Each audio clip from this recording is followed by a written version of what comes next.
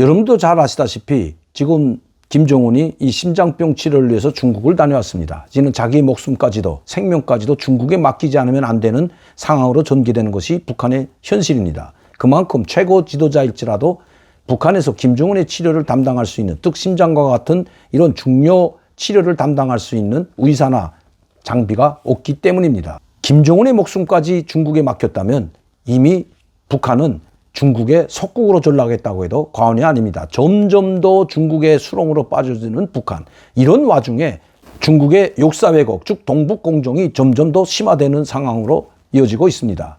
이게 무슨 말이냐 하면 최근에 중국 천안문 광장, 중국의 심장이라고 할 수 있는 천안문 광장 바로 옆에 있는 중국 국립박물관에서 한중일 세 나라의 청동기 시대의 그 전시회를 열었는데 한국 역사관에서 바로 발해와 고구려사를 삭제했다는 것입니다. 우리가 그렇게 보내진 않았겠죠. 우리 국립중앙박물관에서 전시해 놓은 그곳에서 고구려 역사와 발해 역사를 뺐다는 것은 이거 심각한 상황이 아닐 수 없습니다. 그러면 지금까지 어떻게 동북공정을 하나하나 밝아봐 왔는지, 중국이 노리는 목적이 무엇인지 한번 말씀드리도록 하겠습니다. 동북공정의 역사, 중국의 역사 왜곡. 2002년 중국은 고구려 등을 중국 지방정부로 편입하는 동북공정 시작. 이것을 고구려는 소수민족의 역사라는 것입니다. 한반도가 지금 둘로 갈라져 있는데 군사분계선 북쪽을 우리는 북한이라고 합니다. 이 북한 전체를 바로 고구려 역사나 마찬가지인데 이 고구려 역사를 동북공정의 중심으로 보는 거죠. 즉 고구려는 중국의 소수민족이었고 중국 역사의 소수민족의 일부 역사일 뿐이라고 서술한 것입니다. 자, 2004년도에는 중국은 고구려 유적의 세계유산 등재와 함께 환런, 지안 등 유적의 중국의 지방정권이란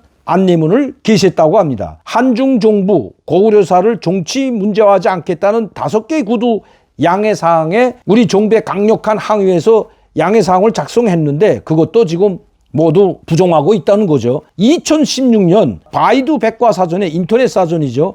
고조선 부여 고구려 발해를 중국사의 나라로 서술한 작업 완료. 우리나라 인터넷 백과사전과 같은 이 바이두 백과사전에 고구려사는 바로 중국의 일부 소수민족 역사라고 이미 완료를 했다는 겁니다. 자, 2017년이 중요한데 이때부터는 문재인은 중국에 비굴하게 놀았던지 시진핑 주석이 한국은 역사적으로 중국의 일부였다는 발언을 했다고 트럼프가 공개했던 것 아마 여러분들 기억했을 겁니다. 문재인 정권을 짓밟고 문재인 대통령을 인정하지도 않는 이런 발언을 쏟아냈는데도 문재인은 아무 말도 하지 못하고 친정부 노선, 중국의 비굴한 정책을 계속해서 해왔던 겁니다. 자, 2020년 소위 한북공정과 김치공정 논란이 불어졌죠.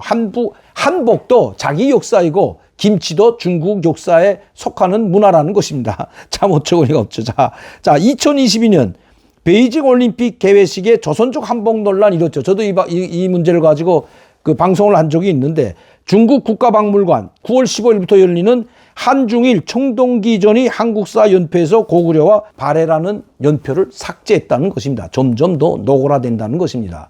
이렇게 된 데는 문재인 정부의 큰 잘못이, 전 정부의 잘못이 있다는 겁니다. 이렇게 남북한을 짓밟는 듯한 이야기를 연속하고 있고 최근에 열린 역사박물관에서도 국제박물관에서도 전시회에서도 한국 역사 일부인 고구려사와 발해사의 연표를 노골적으로 빼버린 중국. 그것을 문제 제기를 하자 아예 우리 한국 전시관을 폐쇄해버렸다고 합니다. 그 연도를 표시하지 못하겠다는 중국의 막무가내신 막가파식 행동이죠. 왜 이렇게 됐을까? 이 고구려 역사는 북한의 역사입니다, 여러분. 오히려 북한이 떠들고 북한이 강력하게 항의해야 되는데 처음에는 김정은이 2012년, 2013년도 초기에는 중국과 대립각을 세웠습니다. 특히 시진핑 주석과 대립각을 세우고 중국의 아부아참을 하던 장성택 일파를 모조리 처용함으로써 그것을 처용 왜 이유로서 왜 장성택이 얼마나 범죄를 저질렀는가를 중국을 빗대서 나라의 귀중한 광물 자원을 제3국에 중국이란 말을 했지만 중국에다 다 팔아먹었거든요. 중국에 팔아먹은 것을 강력하게 비난했을 뿐만 아니라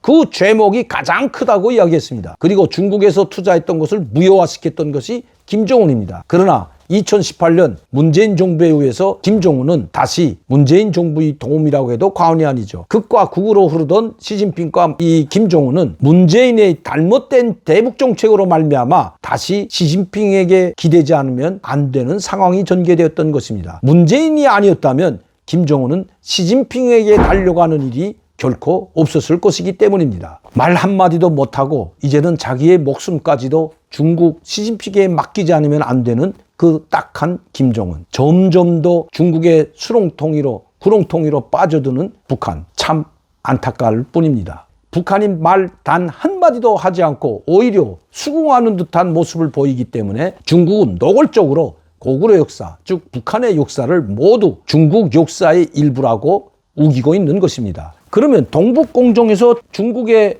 소수민족의 영토라고 하는 부분이 어딜까요? 바로 여기입니다. 평안남도입니다. 황해북도이고 여기가 지금 군사분계선이 이렇게 가로질러 가고 있죠. 이렇게 강원도 절반을 가로질러서 황해북도 쪽으로 이렇게 지나가고 있는데 이 전체를 동북공정이라고는 하지 못합니다. 중국이 주장하는 것은 평양까지도 자기 땅이라고 하지 못하고 총총강 이북, 여기가 지금 총총강을 흐르고 있는데 평안남도와 평안북도의 경계가 바로 안주가 여기 있습니다. 온천이 여기 있죠.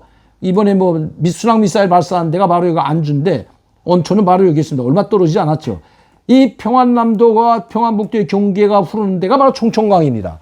이 총총강 이북, 총총강을 중심으로 한 이북지역, 즉 함경남도도 포함되죠. 함경남도, 평안북도, 장항도, 함경북도, 양강도를 중국은 자기 소수민족의 영토라고 합니다. 이 평양까지는 아니죠. 그리고 평안남도 절반인 이 평양이 여기 있는데 총총강 이남 쪽은 그나마 그것도 자기네 땅이라고는 우기지 못합니다. 북한의 약 영토의 3분의 1을 동북공정의 역사이고 속해 있다고 주장하는 중국.